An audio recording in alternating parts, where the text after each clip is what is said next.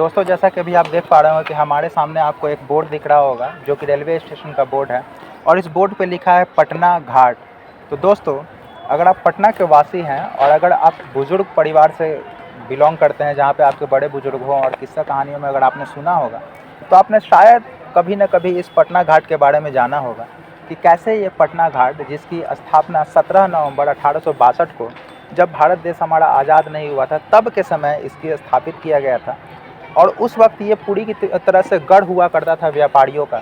यहाँ से import export का काम बहुत ही बड़े पैमाने पे चलता था, सारे सामान यहाँ पे उतरते थे और ये एक पोर्ट था। परंतु आज के समय में, आधुनिक समय में स्थिति ये है कि इसको पूरी तरह से ये वीरान हो चुका है और इसको अबैंडन्ड छोड़ दिया गया है रेलवे गवर्नमेंट के द्वारा, भारत सरकार के द्वारा। तो इसके पीछे रीज़न क्या था कि क्यों एक समय जो इतना प्रसिद्धि प्राप्त जो रेलवे स्टेशन था आज ऐसी स्थिति हो गई कि आज पूरी तरह से वीरान है। कुछ ना कुछ इसके पीछे रीज़न रहा होगा। तो इस घाट से रिलेटेड, पटना घाट से रिलेटेड, पटना घाट का जो रेलवे स्टेशन है उससे रिलेटेड हम कोशिश करेंगे इस वीडियो में आपको सारी जानकारी देने की। तो चलिए इस वीडियो को शुरू करते हैं। कि जब हमारी बातचीत हो रही थी तो आपने बताया भी कि आपने शायद इसका उपयोग भी किया है, आप शायद यहाँ पे यात्रा कर चुके हैं। तो मुझे नहीं लगता कि इस चीज़ में आपसे बेहतर इंसान कोई हो पाता जिसके ज़रिए इतनी अच्छी जानकारी मिल सके। तो मैं चाहूँगा और हमारे दर्शकों को हम चाहेंगे कि आप थोड़ा सा इस पर प्रकाश डालें और इसके बारे में बताएं कि रेलवे स्टेशन है क्या और आज इसको क्यों छोड़ दिया गया पटना घाट जो है, इसकी कहानी कहाँ से शुरू होती है? देखिए, बहुत पहले की बात है कि पहले यहाँ पर बंदरगाह हुआ करता था। स्टेशन से पहले, बहुत पहले बंदरगाह हुआ करता था और इसको बसाने का काम किया था, पटना को बसाने का काम किया था। पहले हम कालांतर में जाएंगे ना तो अजात शत्रु का नाम सुने होंगे, तो पटना बसाया था पाटलिपुत्रा नाम से, राजधानी बना दिया गया था इसी को। उसी समय यहाँ पर बंदरगाह स्थापित किया गया था अजात शत्रु का समय। उसके बाद राजा अशोक सम्राट जो हुआ करते थे तो वहाँ पर 2 मंडी बनवाया, मारूफगंज, पहले कुछ और नाम हुआ करता होगा लेकिन मारूफगंज और मसूरगंज। तो यहाँ पर व्यापार से होता था और पूरा सप्लाई होता था हर जगह बंदरगाह से। ठीक है, तो ऐतिहासिक बात है। उसके बाद आप ऐतिहासिक में तथ्य में जाते हैं तो प्रथम, मतलब कि भारत का प्रथम समाज सुधारक राजा राम मनोहर राय यहाँ उतरे थे 9 वर्ष की एज में शिक्षा ग्रहण करने के लिए। अरबी और फारसी शिक्षा का ये केंद्र हुआ करता था। जब मुगल का यहाँ जब शासन था ना तो सूबेदार शाइस्ता खां सूबेदार जो हुआ करते थे वो यहाँ केंद्र बनाए थे अथी का, अरबी फारसी का। तो अध्ययन करने के लिए 9 साल की उम्र में ये आए थे। क्या इनका नाम था? राजा राम मोहन राय, आप जानते ही हैं। तो यहाँ अध्ययन किया, तो उससे भी ये बिलोंग करता है। ठीक है, तो ये समय में एक काफ़ी एक्सपोर्ट का जो है कि कह सकते हैं कि व्यापार का एक गढ़ हुआ करता था। यहाँ पे जो है कि ट्रेडिंग वगैरह चलता था, तो पोर्ट था, यहाँ पे जहाज़ें भी शायद लगती थी इस रेलवे स्टेशन पे। और उसके बाद जो है कि यहाँ से माल जो है कि आगे के लिए सप्लाई होता था बाय रेल। तो उस समय के बारे में कुछ आपको बात याद है? बताते हैं। हाँ, देखिए, पहले अंग्रेज के पहले यहाँ शासन था इसमें डेनिश का, जो डच बोलते हैं। तो वो सोडा का काम करता था, सोडा विस्फोटक बनाता था और सप्लाई करता था। तो यहाँ का मतलब कि उसका शासन था। लेकिन 1801 में अंग्रेज कब्जा कर लिया और कब्जा करने के बाद 1862 में इस ट्रेन का ट्रैक बनाया, मध्य और सेंट्रल रेलवे के अंतर्गत आता है, उसे बनाया था। और यहाँ से व्यापार होता था बहुत दूर दूर तक, पूरा मतलब कि उतरता था माल, वहाँ से आता था बांग्लादेश से, कलकत्ता साइड से माल उतरता था और सप्लाई पूरे कोने कोने में होता था नदी के द्वारा। और नदी के द्वारा होता था क्योंकि हमारा जो ये है पटना जो 3 नदियों के बीच से जुड़ा हुआ, तो मतलब जल परिवहन बहुत अच्छा यहाँ था। एक तरफ सोन था, एक तरफ पुनपुन था, इधर गंगा था। तो मतलब कि नाव के द्वारा भी बहुत सप्लाई होता था। इसलिए ये बहुत मतलब कि कहने का मतलब कि ये एक्सपोर्ट इंपोर्ट का बहुत अच्छा जगह था ये पटना घाट। तो इसीलिए इसको जो है कि बंदरगाह बना दिया गया, पोर्ट बना दिया गया और यहाँ पे रेलवे स्टेशन की स्थापना की गई ताकि जब माल यहाँ पे उतरे, जब सामान यहाँ पे उतरे तो उसके बाद यहाँ से जो है कि आगे की ओर बाय रेल इसको ट्रांसपोर्ट किया जा सके, दूसरे जगह भेजा जा सके ना। तो उस समय 4 ट्रैक होता था, 4 ट्रैक था। और यहाँ गोडाउन भी देख सकते हैं, गोडाउन भी दिखाइए, गोडाउन को, गोडाउन है इधर, गोडाउन है, पूरा माल उतरता था, इसमें रखाता था, फिर सप्लाई होता था। तो गोडाउन बनाया गया था। तो जब गंगा घाट पे, जब घाट किनारे जब माल जहाज लगती थी तो वहाँ पे जो है कि पहले वहाँ पे से माल को उतार उतार करके करके जहाज हाँ, करके यहाँ हाँ, पे स्टॉक किया जाता था। स्टॉक किया जाता था। और यहाँ से फिर बाई ट्रेन जो है कि उसको अदर जगह पे एक्सपोर्ट कर दिया जाता था, है ना? हाँ, यही मेन बात है। यहाँ से वाला जगह के लिए सप्लाई चल जाती थी। उसके बाद फिर ट्रैक बंद हो गया। तो फिर अच्छा। क्या हुआ कि 2000 में ट्रैक को चालू किया गया था दीघा घाट से लेकर पटना घाट तक। अच्छा, यानी कि ये जब यूज हो रहा था, यानी कि 17 नवंबर 1862 को तो इसकी स्थापना की गई। उसके बाद ये कार्यरत रहा, यूज में रहा, बहुत दिन तक यूज में रहा। परंतु फिर उसके बाद जो है कि इसको अबैंडन कर दिया गया। 2000 तक इसका उपयोग रहा। 2000 में फिर से मतलब उससे पहले ही बंद कर दिया गया था। अच्छा, उससे 2000 के पहले बंद कर दिया था। हाँ। लेकिन लालू प्रसाद जब अति बने थे ना, क्या बोलते हैं, रेल मंत्री, हाँ, रेल तो वो सटीक बनाए थे। यहाँ से दीघा घाट से पटना घाट का ट्रेन चलता था, तो सलामी मोड़ पे ही ट्रेन रुक जाती थी। अच्छा। वहीं तक था, वही पटना घाट वहाँ तक माना गया था, स्टेशन का नाम वहाँ तक था। तो उसमें यात्रा किया करता था। एक दो बार यात्रा की है। लेकिन बंद क्यों कर दिया गया? बंद करने का कारण था कि सवारी कम मिलता था, मतलब घाटा में चलेगा ट्रेन, तो फिर उसको बंद कर दिया गया, उपेक्षित हो गया। तो दोस्तों, जैसा आपने देखा कि हमने मामा जी के जरिए आपको जानकारी तो दी, और यहीं पे एक बाबा हमें मिले हैं। जब हम लोग की बातचीत हो रही थी आपस में, तो बाबा से ज़रा जानकारी लेते हैं। तो बाबा, आप यहाँ के लोकल हैं? हाँ। अच्छा, तो आपने जब, आपका तो उम्र के हिसाब से लगता है कि आपने देखा होगा यहाँ पे ट्रेन चलते, गाड़ियों से सामान उतरते, जहाज़ों से सामान उतरते। हाँ। तो उस समय का नज़ारा कैसा होता था? उस समय यहाँ पर 500 बैलगाड़ी रहता था। 500 बैलगाड़ी रहता था? क्या बात है। और यहीं में बड़ा बाबू बैठते थे। अच्छा। बड़ा बाबू माल स्टॉक करते थे। बड़ा बाबू जब माल माने बेल्टी दे करके माने पार्टी लोग छोड़ाता था, माल गाड़ी जो ढोवाता था, ये लोग हम देखे हुए प्लेटफार्म पर। यहाँ जो वहाँ ला भरा हुआ माल रहता था। जब देखेंगे तो आपने तो कुछ तो उस वक्त आपको बात शायद याद होगी कि किस किस तरह का सामान, जैसे काजू, बादाम, तेल। तेल आता था माने गाड़ी के गाड़ी, यहाँ छुहारा भी आता था, पर माने गाड़ी गोला भी आता था।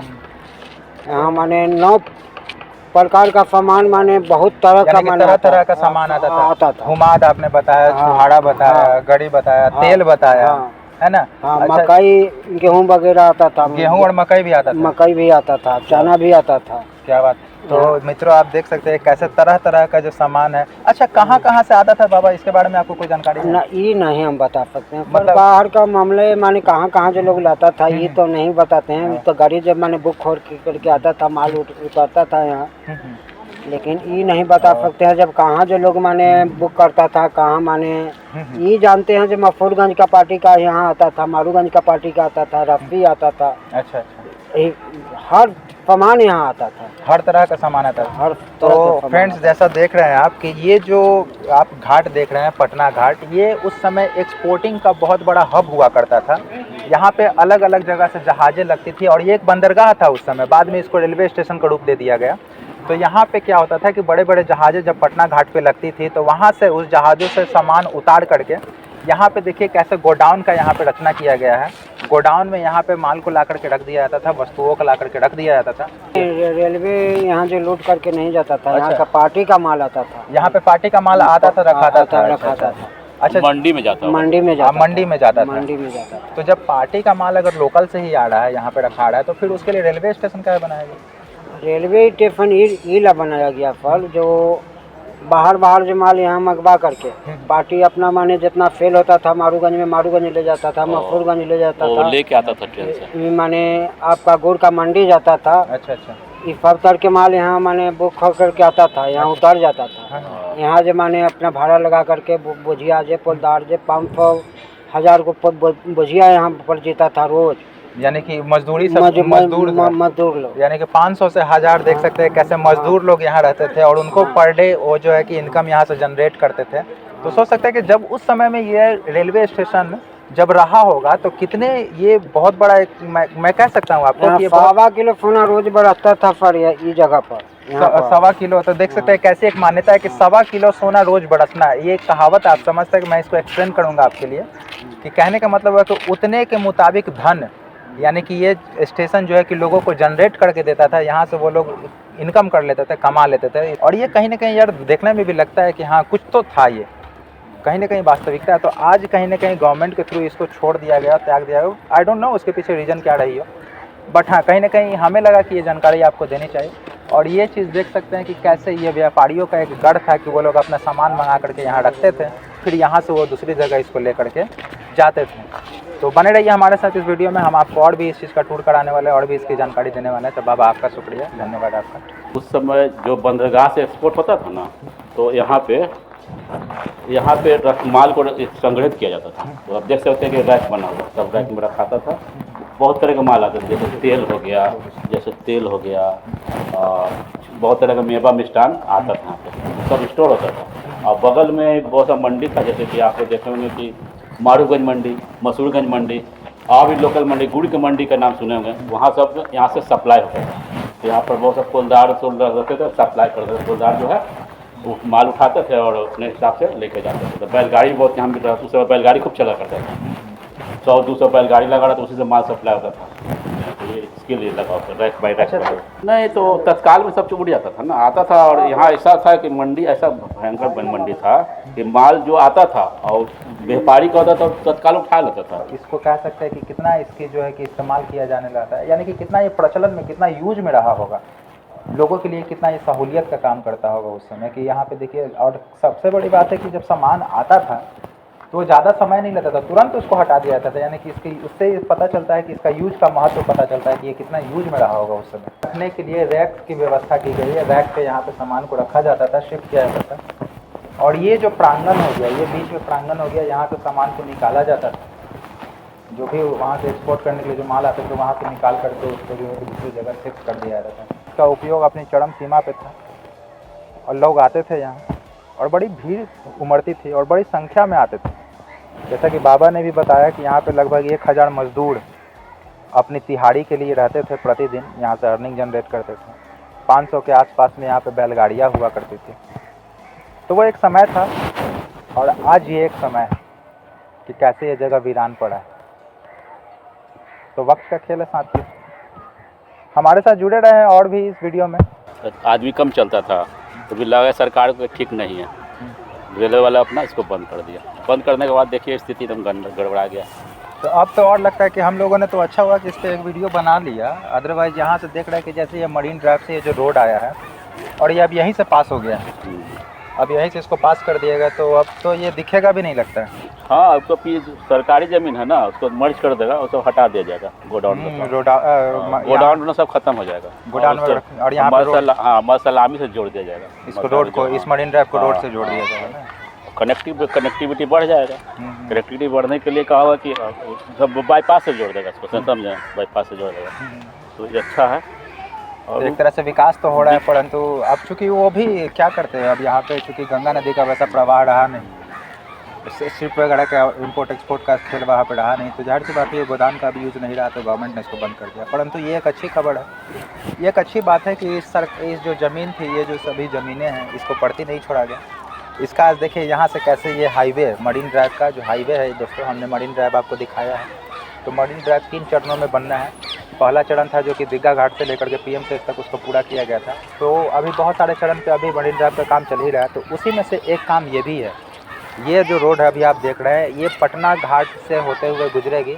और ये जो पटना घाट का जो अभी रेलवे स्टेशन हमने आपको दिखाया है, ये उसी से गुजर रही है। और ये रेलवे स्टेशन अब कुछ दिन के बाद ये इतिहास था, परंतु अब ये देखने को भी नहीं मिलेगा और ये खत्म हो जाएगा पूरी तरह से। और इसको आगे माल सलामी से लेते जाते हुए फिर फतुहा रोड जो बाईपास हम लोग देखते हैं, वहाँ से इसको जोड़ दिया जाएगा।